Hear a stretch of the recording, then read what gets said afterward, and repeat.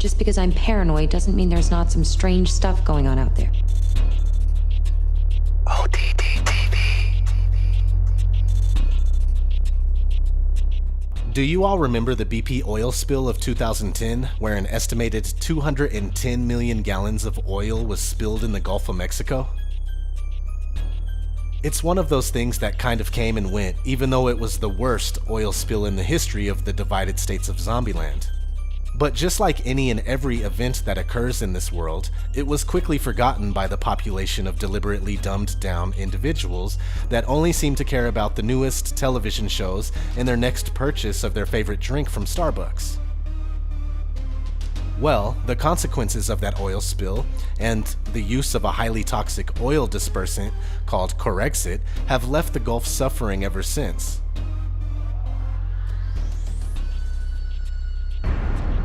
On April 20th, 2010, a powerful explosion rocks the Deepwater Horizon drilling platform in the Gulf of Mexico. It leads to what will become America's largest oil spill. 130 liters per second gush from a leak 1,500 meters below the surface, 400,000 liters per hour. As the true extent of the spill became clear, BP sought federal approval to deploy massive amounts of chemical oil dispersants. It was hoped the unprecedented move would keep the crude from reaching the coast.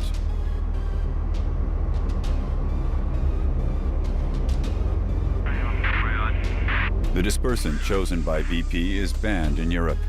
Although BP's headquarters are located in Europe, regulators in the US are less strict, and BP gets the go-ahead for the dispersant. We are applying a safe chemical to disperse the oil, and on this incident so far we've already dispersed more dispersant than has ever been done in the cumulative oil spill responses in the history of the industry.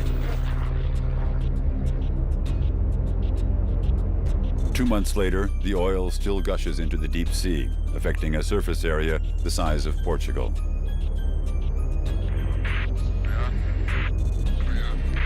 Public pressure builds up. BP and the Coast Guard react by publishing these images, hoping to keep control of the spin.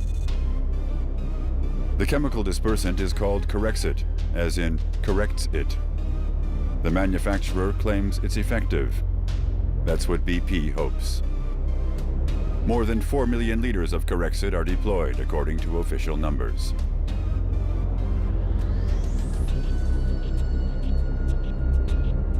The petroleum industry has come to like dispersants. Simply spray them onto the surface, and the oil seems to disappear. When you look at the Center for Disease Control's overview of COREXIT, it says this: dispersants are specially designed oil spill products that are composed of detergent-like surfactants in low toxicity solvents. Dispersants do not remove oil from the water, but instead break the oil slick into small droplets. These droplets disperse into the water and are further broken down by nature. Well, how about that? Isn't that special? See, that's the big lie right there. The oil droplets are not further broken down by nature, but absorbed by it and humans. We are in the Water Quality Laboratory at the Department of Civil and Environmental Engineering at Worcester Polytechnic Institute. Right now on the magnetic stirrer, I've got a bottle of clean seawater collected from the Florida Keys just a couple of weeks ago. And what we're going to do is we're going to add about 1 milliliter, about 1/3 of 1% of one of BP's crude oils from its spill off of Louisiana in the Gulf of Mexico. So once we add that, we'll start the clock.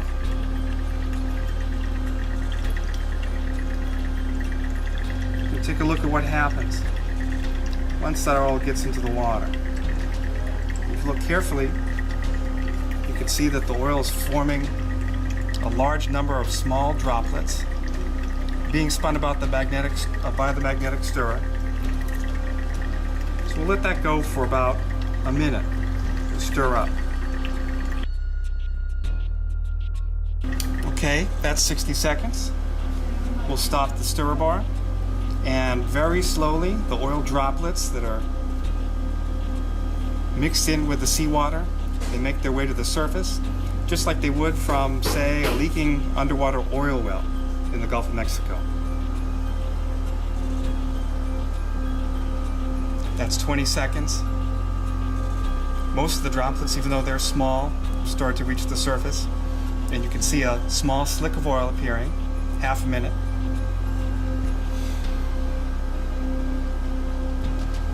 Already when you're looking, you can see that the water is fairly clear. 40 seconds.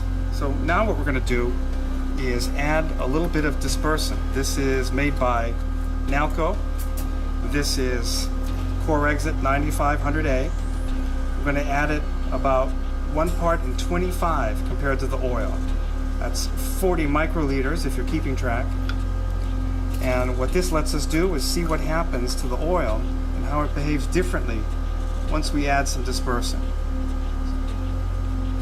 The first thing that happens, you can see that the oil instantly races to the sides of the glass. And now it's starting to adhere to the glass. Let's turn the stirrer back on. It's been about 1.5 minutes since we first stopped that stirrer the first time. And we'll let that mix for a minute, just like we did before, and see if there are any differences. Okay, now like before, we've let it stir for about half a minute. We'll stop the stir bar, and we'll see if we notice anything different when you add a little bit of dispersant to BP's crude oil versus just the crude oil alone.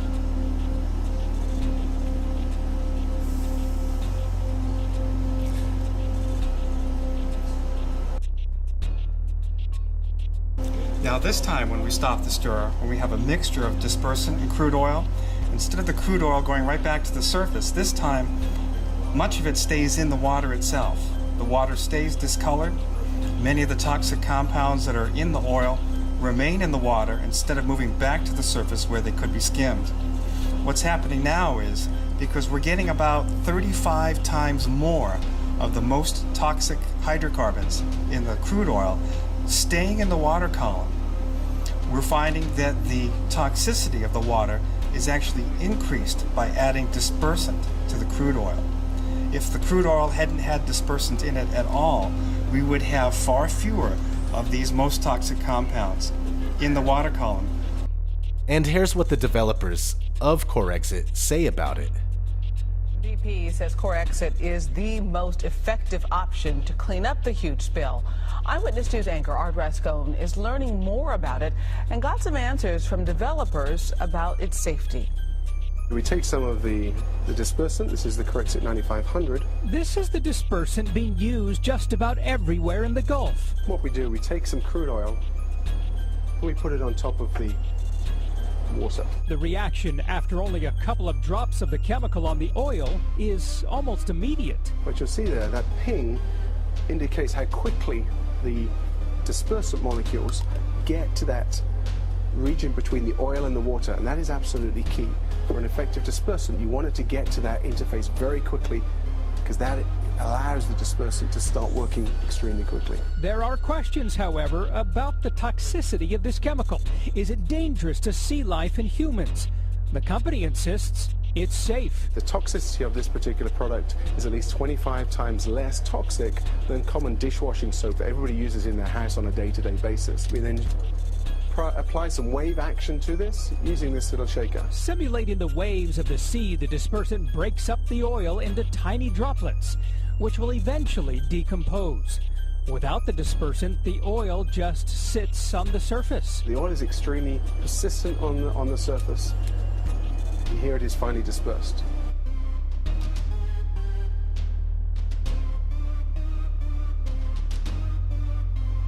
So it's obviously safe, right? Let's find out. Dr. Ricky Ott has been brought in. She's a marine toxicologist. Until 1990, Ott was working in Alaska's commercial fishing trade. But the Exxon Valdez oil spill made her change careers. She became a toxicologist, specializing in the side effects of COREXIT. The industry likes to say the oil will miraculously be eaten by, bacteria and disappear. Bacteria are very good at eating alkanes. These are straight chain carbons that are hitched together much like a train with different cars, the bacteria can just be like Pac-Man and go chomp, chomp, chomp, and eat one alkane carbon after another until the oil, in fact, does disappear. The problem is, the mess that's in the Gulf is alkanes and aromatics. Even though bacteria break down long-chain oil molecules, they aren't effective against cyclic ones. These remain in the water, which was discovered following a 1968 oil accident. The polycyclic oil molecules are still there.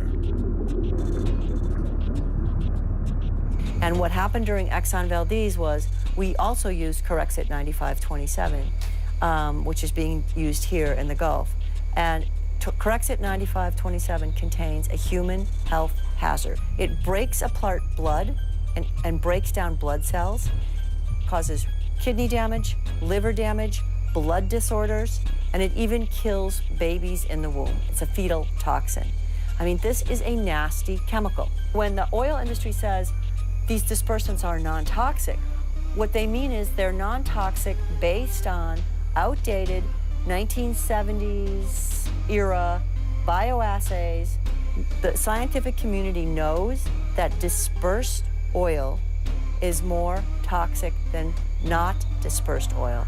And it knows that dispersants and dispersed oil are more toxic than oil alone. So what this chemical effectively does for the oil industry is it takes care of a public relation nightmare, which is oil all over the surface of the ocean, and pushes the oil instead down into the water column. What is the deal here? They have sprayed 40 million people with poisonous dispersants. I have people all over my homeland sick, breaking out in rashes. A child gets a ringworm. Instead of it going away within a few days with a little bit of medicine, it covers her from shoulder to shoulder and all the way around her neck as it multiplies because the natural barrier on all of our skin is gone. I myself contracted a staph infection. Had holes the size of pencils in the back of my legs. You know, I was down for 10 days. People don't realize this is going on. We have people down there with nosebleeds, upper respiratory problems. My husband's had brown shit leaking out of his ears for 4 months. The love of my life has brown liquid leaking out of his ears, and the doctors just keep giving him antibiotics and slapping him on the butt and sending him on his way.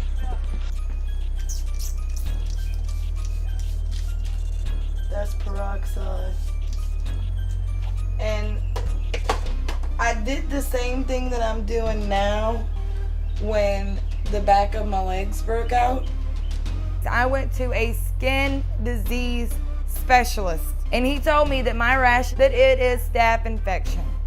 I've had to stay here. I can't be outside in the heat at all. Basically what I've had to use is cotton balls, gauze, band-aids, tape, betadine, triple antibiotic ointments, pain medicine. I went out to see that full moon come up on the harvest moon, and that night when I got home I had a major attack of my throat and head. It felt like knives were sticking in my throat and my throat closed up, and ever since then I have not been able to talk.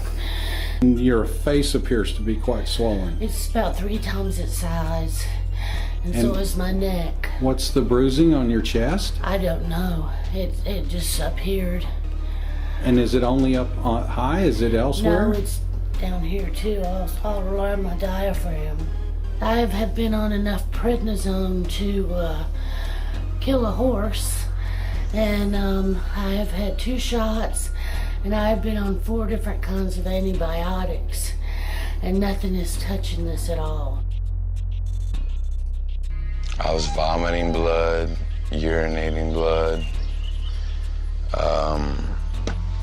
passing blood in my stool.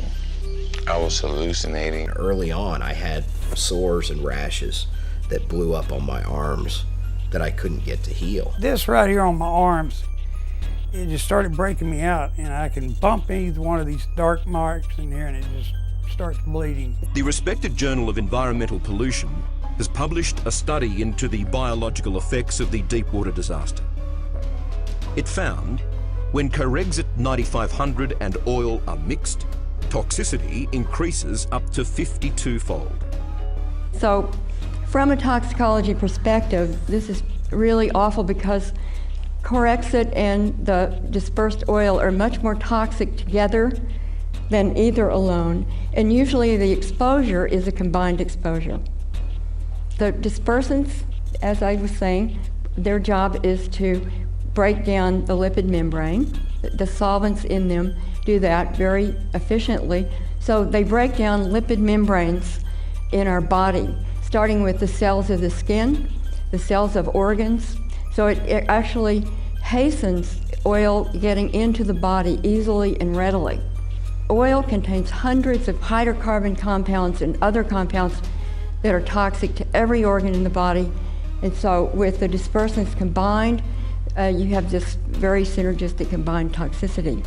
Disturbing find in the Hamptons, a canal full of tens of thousands of dead fish. Dead fish are washing up on beaches from Pinellas County down to the southern tip of Sarasota County. Thousands, possibly hundreds of thousands, maybe even more, dead fish.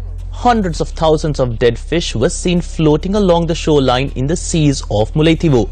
Hundreds of dead fish now washing ashore. Thousands of dead fish and other marine life have been washing up ashore on a beach in southwest Nova Scotia. They made a movie about this incident called Deepwater Horizon. And guess what? None of this stuff about COREXIT and the people affected by it were in it. Of course, right? It was basically a commercial for BP and pure propaganda that makes some BP employees look like heroes while catering to the average moviegoer's love of explosions and over-the-top action. It's not just the Gulf of Mexico that will be affected in the long run. Being that the oceans of the world are all connected and currents flow in every direction, this COREXIT stuff will devastate our world. The coral reefs are already dying. These once thriving ecosystems are quickly becoming underwater ghost towns. This is absolutely unacceptable, and just like 9/11, we can never forget about this. We can't just keep letting these things go.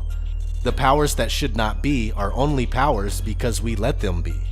The problem is that so many people in this world just want their iPhone. They just want their video games and their TV.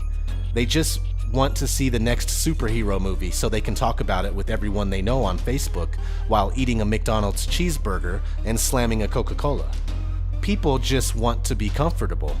And it's because of people like that that some things will never change. But we shall not lose hope, and we shall never surrender. That's all I got. I just wanted to shine some more light on this. Around the time of this incident, many people were making videos about it. And no longer. People are no longer worried about it. It's came, it's gone.